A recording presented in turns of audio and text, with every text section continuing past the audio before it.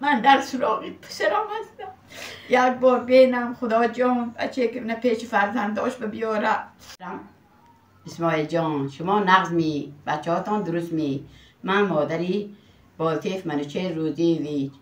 پسری من سال گذشته 10 ایون کار میرم گفته از خانه برآمده به طرف فدراسیون روسیه رفته شهری یاروسلاو کار رفت. تا ماه فوریه نقص کار کرده آمد. ما هم به پول میفرستان.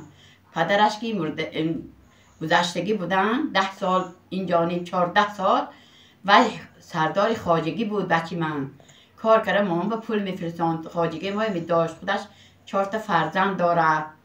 من مادرش به حد آمده ماه فوریه به جراحی شد.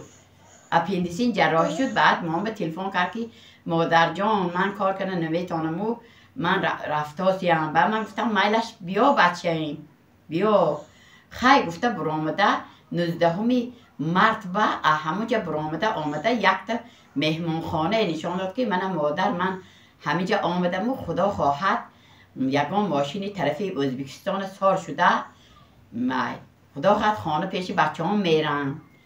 میلش بچه گفتم به حد 3 روز 22 ایون مرد 22 مرد اخیران تلفنش ساعت 1 شب بود. همین که گم بیدرم من